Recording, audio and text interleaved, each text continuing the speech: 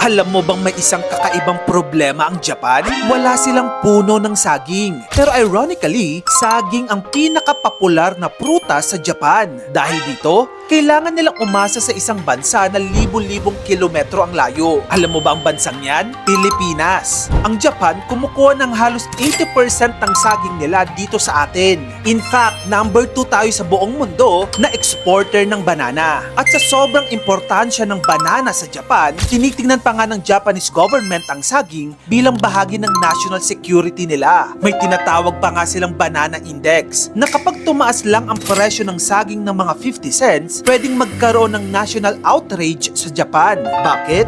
Dahil ang banana ay healthy, mura, at ito ang pinakakinakain na prutas ng mga Hapon. Para sa gobyerno, kapag biglang tumaas ang presyo nito, parang sinyalis iyon na may problema sa ekonomiya nila o may problema sa relasyon nila sa Pilipinas. Kaya para siguraduhin na hindi tataas ang presyo ng paborito nilang prutas, gumawa sila ng Special Economic Agreement sa Pilipinas. Halimbawa, nagbebenta ang Japan ng electronics sa magandang presyo o kaya pinapayagan ang mga Pilipinong magtrabaho sa Japan. Ang kapalit nito, kailangan siguraduhin ng Pilipinas na patuloy na magpadala ng dekalidad na saging sa Japan sa magandang presyo din. Kasama pa dito ang pagtulong ng Japan sa Pilipinas kapag may bagyo at sa mga flood control programs nito. Yan lahat ginagawa nila dahil sa saging natin.